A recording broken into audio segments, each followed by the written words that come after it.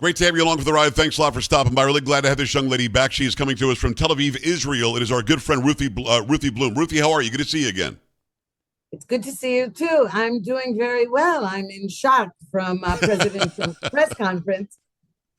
Former advisor to Israeli Prime Minister Benjamin Netanyahu, who was a part of that press conference, senior contributing editor at JNS, the Jewish News Syndicate, and a whole lot more, host of Israel Undiplomatic. So I'm doing my show. I don't know if you know this. My show airs live 6 to 9 p.m. Eastern time on stations around the country. And I dipped into that press conference that was happening during my show, and I went, what? I mean, when I heard it, I went, I didn't really hear that. And there's Benjamin Netanyahu standing there. He seems very pleased. And there's Trump standing there that I know earlier said something different has to be done with Gaza. But when he said, we're going to take Gaza and we're going to rebuild it and give everybody jobs, it's going to be beautiful. I went, I'm sorry, did he? Ruthie, on that side where you are in Israel, was the reaction, you guys have any idea this was going to happen? Well, no, not at all. And I'll tell you something. In Israel, it was about 2 o'clock in the morning. Okay. So many Israelis were sound asleep. By this point, they had been watching the news and it was saying, the press conference is happening soon. You know how it is. Yeah. And of course, it took their meeting prior to the press conference took something like 3 hours rather than an hour. Now, everybody called it in Israel. They were calling it a historic meeting. This was the first world leader Trump invited to the White House. And it was such a stark contrast to how President Biden treated Prime Minister Netanyahu that, okay, so there was a lot of talk about that. And it is true that President Trump, about a few days earlier, had said Gazans have to be relocated in some fashion. Furthermore, we're in the middle of this hostage ceasefire deal that Steve Witkoff, the Mideast envoy, was brokering. So we knew it was something significant. Nobody dreamed that President Trump was going to say such a thing. Well, I have to say, I burst out laughing. Did you really? You went, wow, okay, he's taking Gaza, okay. And I'll tell you why. I was thrilled because even if the plan does not bear fruit, it just shuffled the deck. Nobody has done that. It's the same old concept, the same old failed policies, the same old ridiculous idea that the Palestinians need a state, and the only reason they slaughter people and rape people is because Israel won't let them have a state. First of all, that's a lie. Yes. Second, Israel has conceded territory. Israel has had many peace deals with them, has done everything it can. It pulled every last Jew out of the Gaza Strip in 2005, gave more and more work permits to Gazan residents because the idea was, they're poor and they need work. Listen, this has been proven to be a lie that terrorists commit those acts because they don't have enough to eat. Okay, it's not true. It is Ruthie Blum coming to us from Israel. I want to go back into the history a little bit, and I love that you burst out laughing. I was shocked, and it was live on the air, and I've covered live news for 35 years. That's one of the things I did not expect to come out of that meeting yesterday.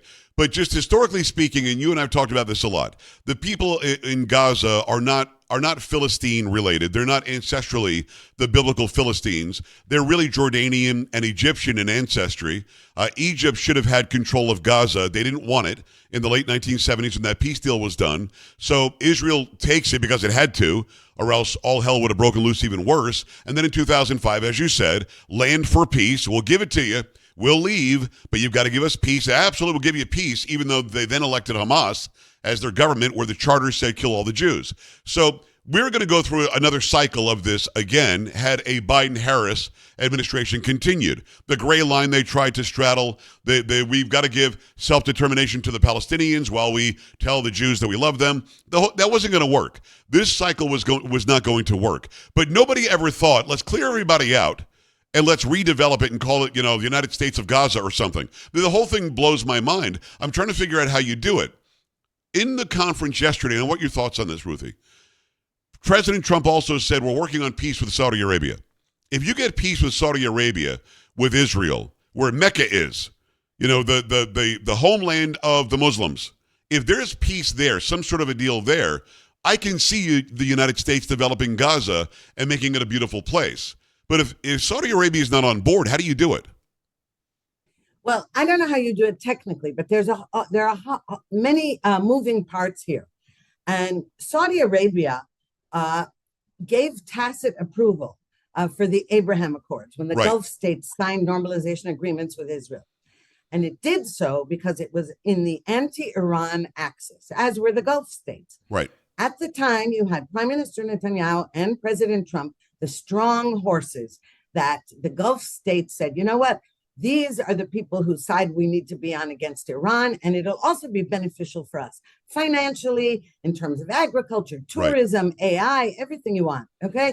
They really decided, unlike other peace partners we have, and that's a long history there with Egypt and Jordan, with the Gulf states, it became a warm peace with tourism and exchange programs. Yeah. And do you know that even in Dubai and Abu Dhabi, they opened kosher restaurants? I mean, Wow. I did that's not know how that. far, yes, that's how far it went.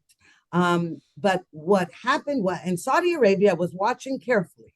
Why? Because it wanted to make sure that that it was a strong horse. Yes. When Trump lost the election, that was one problem. Then the second problem was that when the October 7th war broke out, suddenly the whole deck was reshuffled because Israel looked weak. And that's the truth, because we were invaded. We were taken by surprise by Right. these barbarians who raped and beheaded and murdered and slaughtered and kidnapped.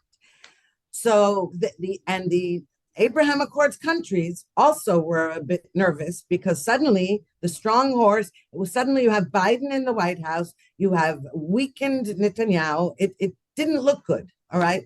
Now, why am I bringing all this up? It's very important because what has happened here is that Israel began to win.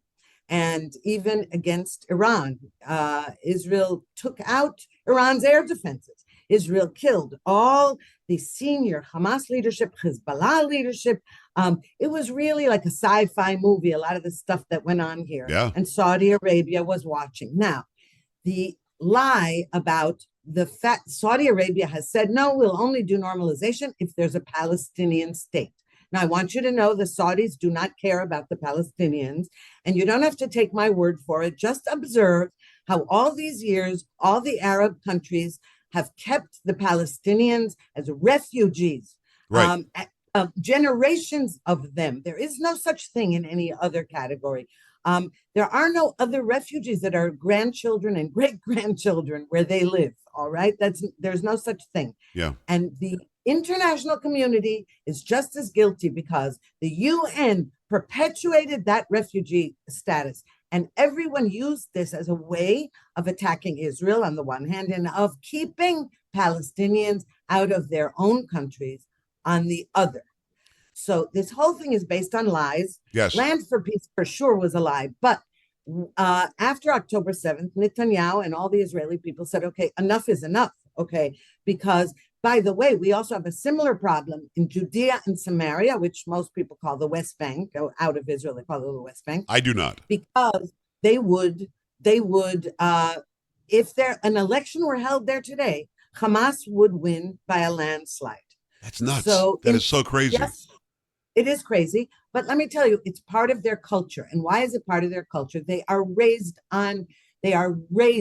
to become martyrs. They are raised, the little kids sing in nursery schools. They sing songs about spilling Jewish blood. I'm not kidding. And guess who their teachers are? From UNRWA, from the United Nations Relief and Works Agency. Those are their school books. Now, thank God, President Trump has said we're defunding UNRWA. Biden, by the way, reinstated funding for UNRWA. And so at the moment, President Trump is taking a series of measures that are going to open up possibilities here. And when he said, okay, you know what? You say it's an open air prison in Gaza. We see that it's all rubble now and it's dangerous for the population. So from a humanitarian standpoint, we've got to get the people out of there and let's rebuild. Now, in the past, the money went flowing in there to rebuild every time there was a war initiated Yeah. by Hamas. Money, euros, dollars, everything went flowing in there. And Hamas took the money Right. and built terror tunnels and rockets and mortars and RPGs with them. And so the point is, what Trump said was, we can't keep repeating a failed history. And Yeah. he's right. So he said, you know what we're going to do is turn it into the Riviera. And you listen, if he builds it, it's going to get built. You don't just send money. Actually go there and do the work. It is Ruthie Blum. Go and follow her at Ruthie Blum over on X. Let me jump on something you said earlier. You said that Saudi Arabia doesn't care about the Palestinians. We know that Jordan and Egypt doesn't care about the Palestinians because they won't even take one Palestinian, even though the Queen of Jordan is a Palestinian. Let me break some news here that you already know, but those watching and listening need to hear this. Iran doesn't care about the Palestinians either. In fact, Iran is Shia. The Palestinians are Sunni. Hamas is Sunni. If they were to get rid of Israel tomorrow, Israel and Hamas would be at war with each other. Or not Israel, Iran and Hamas would be at war with each other. So I don't think anybody in the entire region cares about the Palestinians. They just care what they represent. They represent getting rid of Israel. So again, the tacit sort of quiet approval by Saudi Arabia and then them waiting to see what's going to happen next, I get it. But now that they see what's going to happen next, you think that there's a chance that Saudi Arabia and the leadership there will say, we're okay with them rebuilding Gaza. We're okay with this peace happening. Do you think they'll say that? Well, it's an interesting question, and do you agree that Iran doesn't care about the Palestinians? By the way, it's worse. Iran does not care about the Palestinians. Yeah. The Iranian people are fed up with the Ayatollahs. They say, "Stop worrying about talking about the Palestinians. We can't afford our groceries and everything." Okay, right. So with Saudi Arabia, though. But yes, now one thing that's important: Jordan and Egypt. It's not that they don't care about the Palestinians. They hate the Palestinians. They don't want them anywhere near their countries because Jordan is about 70% Palestinian. It threatens King Abdullah's regime. His wife is a Palestinian, but get this. They treat Palestinians in Jordan as second-class citizens. Have you heard that? Does the world complain about that? No. And Rania, by the way, I just want to state this. She claims that no women were raped on October 7th. That's how charming. We literally have video, disgusting video showing that happened. Yes, that Hamas took of itself proudly doing it. Okay, Hamas took those videos. So, no, she and the Palestinian Authority in Judea and Samaria never even condemned the October 7th massacre. So a lot of countries were saying, all right, what's going to happen at the end of the war? Who's going to rule Gaza? If Hamas is destroyed, who's going to rule Gaza? And all the left and all these other people, international community, et cetera, said, well, the Palestinian Authority.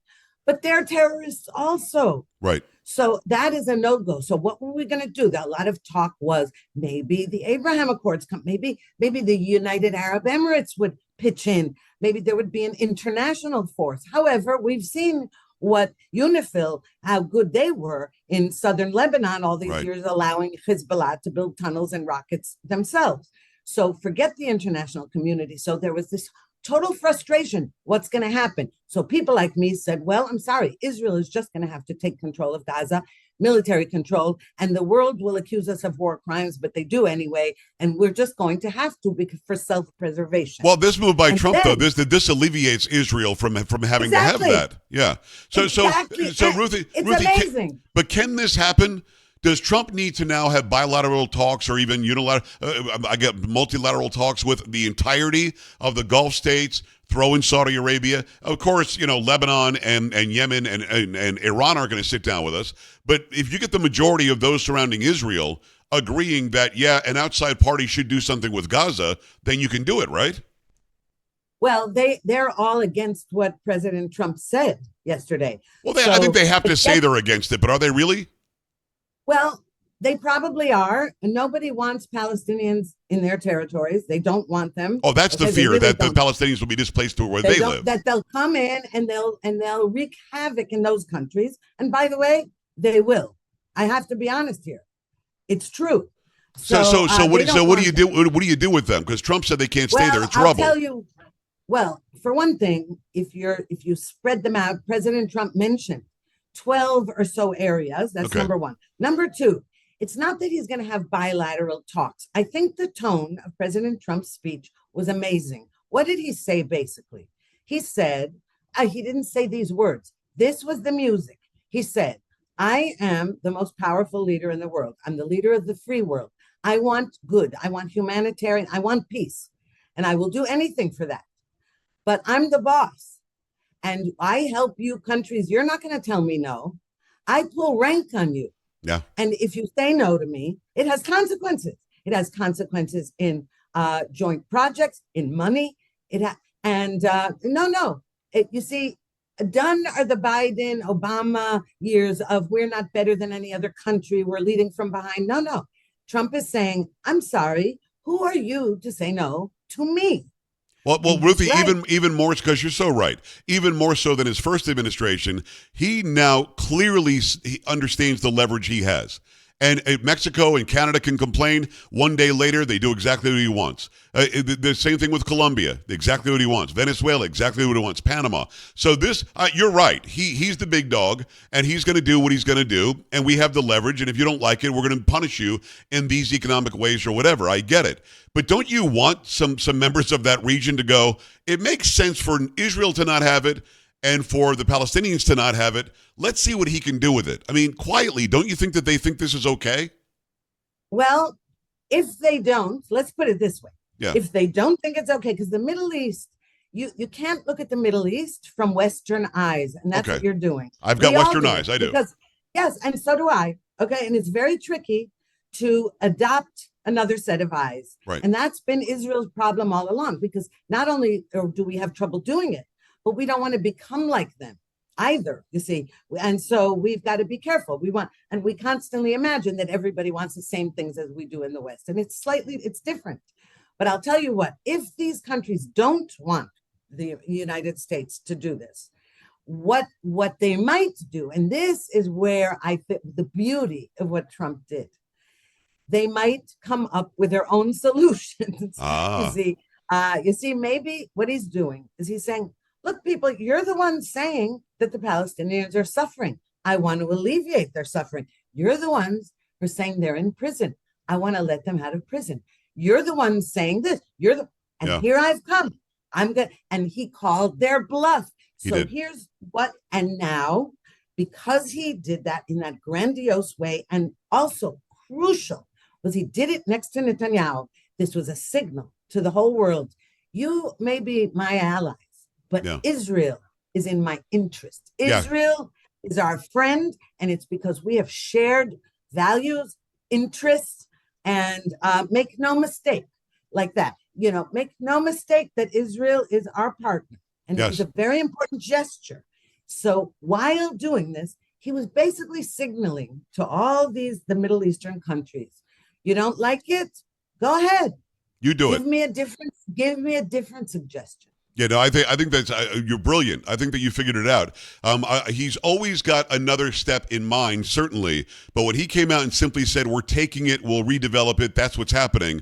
I think he forces them to either step up and say, "No, we'll do it," or he forces them to say, "Okay, let's see what you can do with it." Ruthie, great conversation. You always bring all the goods every single time. We're frankly out of time. Let's do it again very soon. Thanks for jumping in the chair so quickly today to explain that end of what's going on, because you're right. I mean, not only do I have Western eyes, I have Western eyes that aren't in Israel. So you get to see exactly what's going on, where I'm just being reasonable and rational and logical, when I think a lot of that region isn't reasonable, rational, nor logical. Correct. And really, I appreciate your having me, and always happy to do it. Well, we love having you on, for sure. Go and follow Ruthie right now, RUTHIEBLUM, over on X, and check her out on the JNS as well. Ruthie, thanks. We'll talk soon. Okay, bye, Joe. All right, we're back after this. Stay right here.